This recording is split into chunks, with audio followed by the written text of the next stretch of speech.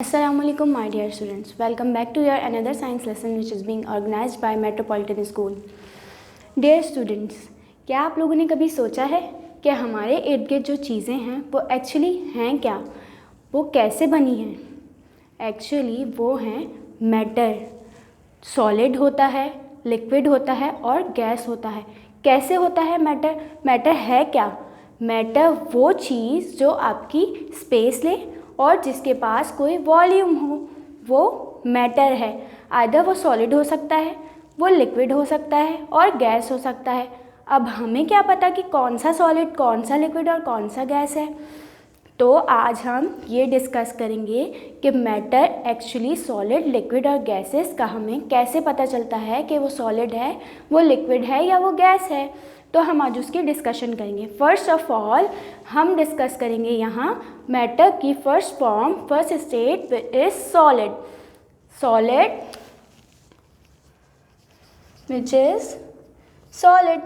अब सॉलिड कैसे बना? सॉलिड में ऐसी क्या चीज़ है कि हम इसको कहें कि ये सॉलिड है, ये लिक्विड नहीं है? हम इसको सॉलिड इसलिए कहते हैं क्योंकि इसकी जो स्ट्रक्चर है इसका वो बाकी फॉर्म से थोड़ा डिफरेंट है. तो इसी तरह लिक्विड का गैस से डिफरेंट होगा, गैस का सॉलिड से डिफरेंट होगा. तो इनके जो स्ट्रक्चर हैं वो इनको आपस में डिफरेंशिएट करते हैं. Got it? तो आज हम इनके स्ट्रक्चर, इनकी फॉर्मेशन को डिस्कस करेंगे. फर्स्ट हम सॉलिड की फॉर्मेशन को या सॉलिड के स्ट्रक्चर को डिस्कस करते हैं कि सॉलिड का स्ट्रक्चर कैसा होता है. सॉलिड एक्चुअली छोटे छोटे पार्टिकल्स या छोटे छोटे मटेरियल्स पे कंसिस्ट करता है. अब उनके बीच का स्ट्रक्चर कैसा है? उनके बीच का स्ट्रक्चर ऐसा है कि उनके जो मॉलिक्यूल्स होते हैं वो टाइटली पैक्ड होते हैं, like this, tightly packed with each other. Why they are tightly packed with each other? Because इनके दरमियान एक फोर्स पाई जाती है. अब वो फोर्स कौन सी है वो भी मैं आपको बताती हूँ कि ये टाइटली पैक्ड इसलिए हैं क्योंकि इनके दरमियान फोर्स ऑफ अट्रैक्शन है. फोर्स ऑफ अट्रैक्शन ऐसी फोर्स है जो इनको आपस में टाइटली बाइंड करके रखती है. ये एक दूसरे से अलग नहीं हो सकते.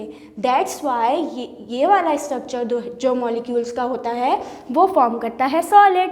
तो क्या कहेंगे हम कि सॉलिड के अंदर वो मॉलिक्यूल्स पाए जाते हैं जो आपस में टाइटली पैक्ड होते हैं, उनके दरमियान कोई डिस्टेंस नहीं होता. क्यों पैक्ड होते हैं? फोर्स ऑफ अट्रैक्शन की वजह से. ओके, अब जब इसके मॉलिक्यूल्स टाइटली पैक्ड हैं तो क्या ये फ्लो कर पाएगा? ये फ्लो नहीं कर पाएगा बिकॉज इसके जो मॉलिक्यूल्स हैं वो टाइटली पैक्ड हैं और एक सॉलिड फॉर्म में हैं. तो इस वजह से ये फ्लो नहीं कर पाता. ठीक है, अब जब ये टाइटली पैक्ड है इसके मॉलिक्यूल्स तो ओब्वियसली कोई शेप भी बनाएंगे. तो इसी वजह से हमारे सॉलिड के पास एक डेफिनेट शेप होता है. जब शेप है तो फिर जाहिर है ये कोई जगह भी लेंगे, कुछ वॉल्यूम भी लेंगे. तो हमारे सॉलिड के पास डेफिनेट शेप भी होता है और डेफिनेट वॉल्यूम भी होता है. Got it?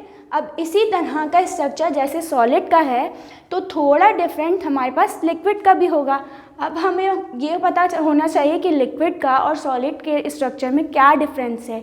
तो हम आपको यहाँ पे लिक्विड का स्ट्रक्चर भी बताते हैं. लिक्विड के स्ट्रक्चर में और सॉलिड के स्ट्रक्चर में क्या डिफरेंस है? मेजर डिफरेंस इसका जो है वो मॉलिक्यूल्स की अरेंजमेंट है.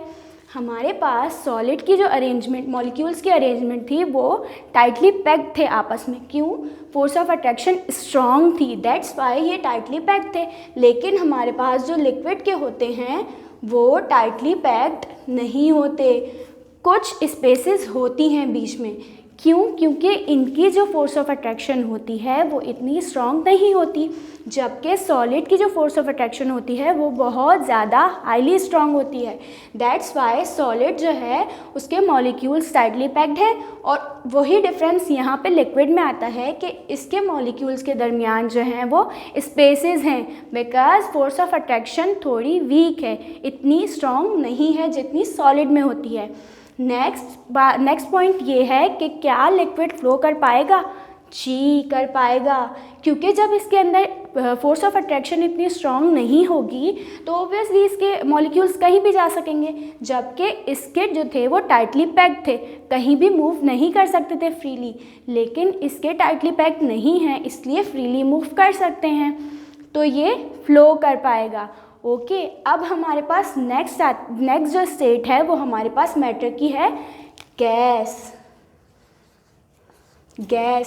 अब ये दो तो हमने पढ़ लिए कि इसके टाइटली पैक्ड थे, इसमें स्पेसेस थी, ये फ्लो नहीं कर पाता था, फोर्स ऑफ अट्रैक्शन की मॉलिक्यूल्स के दरम्यान जो अट्रैक्शन थी उसकी वजह से ये फ्लो नहीं कर पाता था, लेकिन ये कर पाता था क्योंकि इसके पास स्पेसेस थी मॉलिक्यूल्स के दरम्यान। अब गैस का स्ट्रक्चर कैसा होगा? गैस के मॉलिक्यूल्स का स्ट्रक्चर कुछ ऐसा होगा। गैस के मॉलिक्यूल्स का स्ट्रक्चर कुछ ऐसा होगा। इसमें फोर्स ऑफ अट्रैक्शन बहुत ज़्यादा वीक होती है, बहुत ज़्यादा वीक होने की वजह से इसके मॉलिक्यूल्स के दरमियान का जो फासला है, जो स्पेसेस हैं वो बहुत ज़्यादा हैं, जिसकी वजह से ये बहुत जल्दी से फैल जाती है, स्प्रेड हो जाती है पूरे इन्वायरमेंट में। क्यों हो जाती है? बिकॉज इसके मॉलिक्यूल्स के दरमियान स्पेसेस बहुत ज़्यादा हैं, फोर्स ऑफ अट्रैक्शन बहुत वीक है। तो अब हमें इन तीनों का स्ट्रक्चर बहुत अच्छे से समझ आ गया होगा, हम इसको रिकॉल करते हैं। फर्स्ट ऑफ ऑल हम इन तीनों को जो है कंपेयर करते हैं, इनकी जो स्ट्रक्चर है उनको कंपेयर करके देखते हैं। फर्स्ट हमारे पास है सॉलिड के molecules tightly packed, then liquid के molecules are not tightly packed, then gas molecules है many very large spaces between them. फिर हमारे पास आता है कि solid can not flow, liquid can flow, लेकिन gas can spread in all direction because इसके स्पेसेस जो हैं वो बहुत ज़्यादा हैं, फोर्स ऑफ अट्रैक्शन बहुत कम है, इसलिए ये स्प्रेड कर सकती है, जबकि ये सिर्फ फ्लो कर सकती है और सॉलिड हमारा फ्लो नहीं कर सकता। अब हम आते हैं कि इनके पास शेप और वॉल्यूम है किस किस के पास? तो हमारे सॉलिड के पास कोई शेप भी है और इसके पास वॉल्यूम भी है। फिर हमारा आता है लिक्विड के पास हमारी शेप नहीं होती, जबकि इसके पास कुछ वॉल्यूम होता है, बिकॉज ये फ्लो कर सकता है इसलिए ये वॉल्यूम भी रखता है। तो हमारी नेक्स्ट आती है गैस। अब गैस के जो मॉलिक्यूल्स हैं ये देखें, इनके बीच में स्पेसेस बहुत ज़्यादा हैं, तो इसलिए और ये स्प्रेड भी हो जाती है डायरेक्शन, सारी डायरेक्शंस में। दैट्स वाई इसके पास ना कोई प्रॉपर शेप होता है और ना ही उसकी स्प्रेडनेस की वजह से ना ही इसके पास कोई वॉल्यूम होता है। अब हम देखते हैं क्या हम सॉलिड को कंप्रेस कर सकते हैं? हम इसको कंप्रेस नहीं कर सकते। लाइक अगर मेरे पास ये सॉलिड है, एग्जाम्पल ये सॉलिड है, तो क्या मैं इसको दबा सकती हूँ? नो, मैं इसको कंप्रेस या इसको दबा नहीं सकती, इसके साइज़ में फ़र्क नहीं ला सकती। जबकि हम लिक्विड को भी कंप्रेस नहीं कर सकते, जबकि हम गैस को कंप्रेस कर सकते हैं क्योंकि इसके मॉलिक्यूल्स का दरमियान का फासला बहुत होता है। जब हम इसको कंप्रेस करते हैं तो इसके मॉलिक्यूल्स करीब आ जाते हैं। क्यों करीब आ जाते हैं? फोर्स ऑफ अट्रैक्शन तो है ही नहीं, इसीलिए करीब आ जाते हैं खुद ही जब हम इसको कंप्रेस करते हैं। तो ये कंप्रेस हो सकती है, सॉलिड नहीं हो सकता, लिक्विड भी नहीं हो सकती। नेक्स्ट हमारे पास इन सब की कुछ प्रॉपर्टीज़ हैं, लिक्विड की, सॉलिड की और गैस की। अब क्या प्रॉपर्टीज़ हैं कि ये अपनी अपनी स्टेट्स को चेंज कर सकती हैं।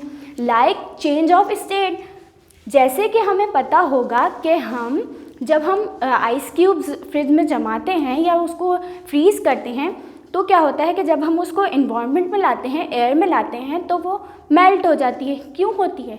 बिकॉज उसकी स्टेट चेंज हो रही है। अब हम इसी तरह की कुछ 4 स्टेट्स जो हैं वो डिस्कस करेंगे। फर्स्ट हमारे पास है मेल्टिंग, सेकंड हमारे पास है कंडेंसेशन, थर्ड हमारे पास है इवेपोरेशन, फोर्थ हमारे पास है फ्रीजिंग।